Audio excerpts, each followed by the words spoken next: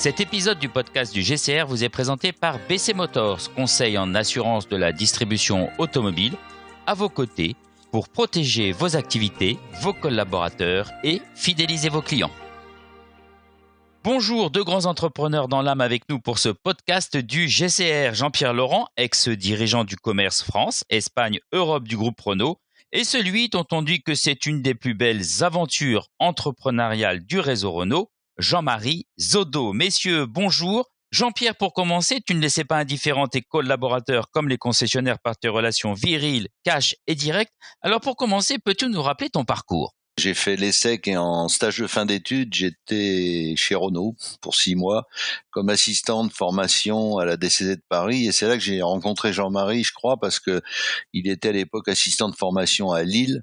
Et ensuite, après avoir eu le diplôme, je suis rentré chez Renault comme vendeur VNVO. C'était le parcours obligé à l'époque. Pour, en 1992, devenir directeur du réseau, après être passé par différents pays pour Renault. Et ensuite, en 95, j'ai été nommé directeur général de Renault en Espagne. En 2006, je suis revenu en France comme PDG de RRG et en même temps directeur du G4, les 4 grands pays d'Europe en dehors de la France pour Renault. En 2009, je suis retourné en Espagne comme PDG de Renault Espagne, où là j'avais non seulement le commerce, mais aussi la responsabilité des 4 usines. Et puis je suis parti fin 2011 de Renault pour rejoindre la distribution, non pas comme entrepreneur, mais comme CEO du groupe Modis en Belgique et Bernard en France. Et puis je suis parti à la retraite il y a un peu plus de 2 ans. Et je suis aujourd'hui administrateur du groupe Bernard et administrateur d'un groupe de distribution essentiellement Renault à Séville. Voilà, c'est une belle carrière, mais j'aurais toujours le regret de ne pas avoir été mon propre entrepreneur comme Jean-Marie. Jean-Marie, dû ta modestie en souffrir, peux-tu nous rappeler cette si belle aventure qui en a fait rêver plus d'un ? Et Jean-Pierre rappelait à l'instant que vous étiez l'un et l'autre, en fait, au départ, chez le constructeur tout jeune. En sortant de l'armée en 1977, je suis rentré chez Renault à Roubaix comme vendeur. J'ai été vendeur pendant 2 ans et demi à Roubaix. Après, je suis rentré à l'ADR comme assistant de formation. Pour faire sourire, assistant de formation, c'est porteur d'eau. Quand tu as un carton dans le couloir, c'est toi qui le portes. Et en faisant mon stage de chef de vente à Nemours, à la fin de ce stage de chef de vente, il y avait Maurice Collet et Philippe Lamiraud. Il m'a demandé ce que je voulais faire dans la vie. J'ai dit, écoutez, moi je voulais être concessionnaire ou marchand VO. En rentrant à l'ADR de Lille, il y avait Robert Perret, LDR, qui m'a dit, qu'est-ce que vous avez raconté ? J'ai raconté que je veux m'installer. Il m'a dit, il y a 2 concessions dans le Pas-de-Calais. Il y en a une à Lillers et puis une à Nœux-les-Mines. Et j'ai racheté Nœux-les-Mines en 1981. Où j'ai vendu ma baraque, ma moto, la voiture de ma femme. Et je me suis associé avec un de mes amis qui s'appelle Jean-Jacques Fourmeau, qui est le parrain de mes enfants, qui est toujours mon pote depuis des années. Et les choses ont fait qu'on a racheté 1 affaire, 2 affaires, 3 affaires, 4 affaires. Et Jean-Pierre est venu nous voir un jour quand il était directeur du réseau. Et il m'a dit, qu'est-ce que tu veux faire ? Je dis, moi, je vais faire 1% du marché français. Il m'a demandé si j'étais un peu fou. Mais finalement, assez rapidement, avec l'aide de Renault, parce que c'est quand même notre partenaire historique avec qui les relations ont toujours été franches, transparentes, et que Renault nous aide à grandir, nous avons fait 1% du marché français.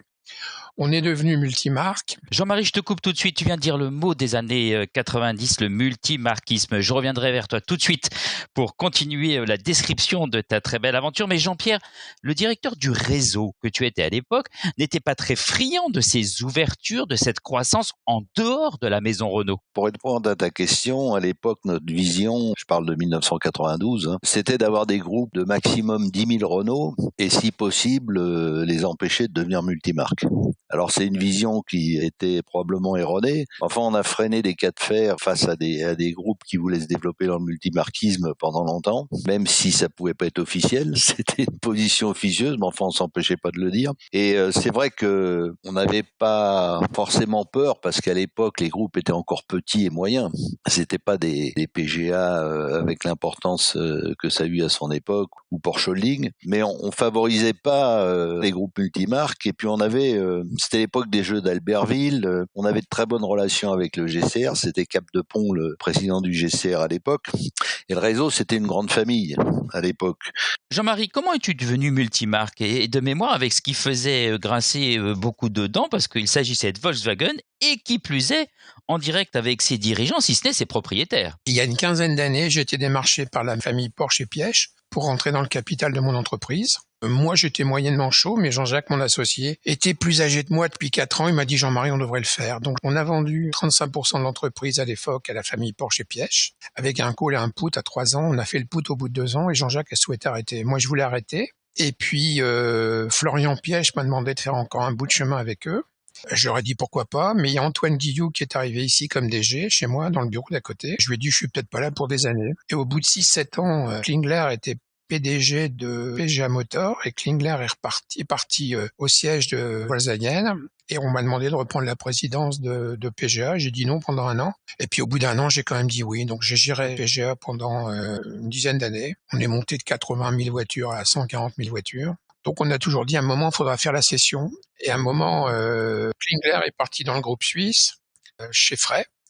Et là, j'ai fait la cession du groupe PGA au groupe Frey et la partie Volkswagen Audi est repartie chez Volkswagen. Et à ce moment-là, les Suisses souhaitaient que je fasse encore un bout de chemin avec eux et moi, j'ai décidé de remonter un groupe familial. Et la première année, on a racheté donc 6-7 concessions, maintenant il y a 3-4 ans. Et maintenant, nous avons acheté les affaires de Lille sur la plaque lilloise. Et là, il faut dire merci à Renault puisqu'ils ont accepté qu'on fasse un groupe familial alors que moi, j'ai 67 ans. Je reviens sur vos relations à l'époque. Elles étaient bonnes? Est-ce qu'elles étaient faites de plus de solidarité que de heurts?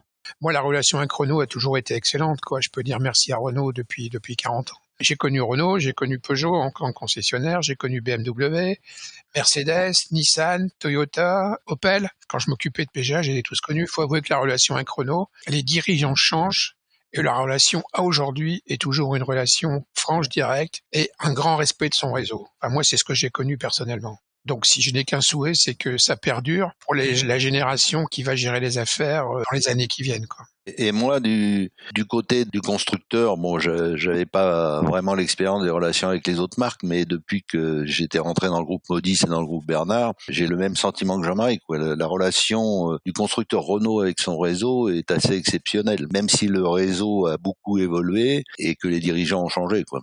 Il y a certaines marques qui se foutent complètement du réseau, et il y en a d'autres qui font semblant, mais ceux qui ont vraiment une relation constructive, c'est le groupe Renault, quoi. On le redit, près de 500 concessionnaires au début de votre carrière et de notre discussion des débuts des années 90 depuis tout à l'heure. Et c'est une 50aine de groupes aujourd'hui. Alors, quel est votre point de vue à tous les deux sur l'évolution de la distribution? Est-ce qu'on peut parler de risque ou d'opportunité pour les groupes? D'abord, il y a un fait certain, c'est que les marques veulent garder le contrôle du client et petit à petit transformer les concessionnaires en agents, en les obligeant à utiliser leur logiciel, leur panoplie de services financiers et autres, etc. Même si Renault, pour l'instant, dit qu'il souhaite toujours garder des concessionnaires, mais on voit que différentes marques comme Mercedes, Stellantis, etc. transforment les concessionnaires en agents. Donc ça va changer un certain nombre de choses. En parallèle, les grands groupes développent leurs propres outils et services multimarques.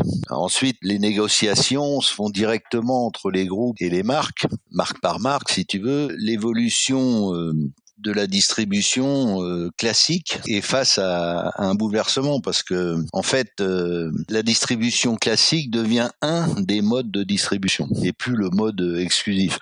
À l'époque où j'étais DRF, la distribution avec un réseau, c'était le coût de distribution le moins cher parce qu'en fait ça coûtait en gros 15% du prix de la voiture parce qu'on avait une marge de 12%, on avait quelques primes en plus, mais ça coûtait en gros 15%, quoi. Alors que des Carrefour ou les géants de la distribution, ils négocient au moins 30% de réduction à leurs fournisseurs, quoi. Donc c'était un mode de distribution qu'on contrôlait bien et qui était bon marché. Maintenant, avec Internet et tous les services connectés qu'on va avoir, ça va complètement exploser, quoi.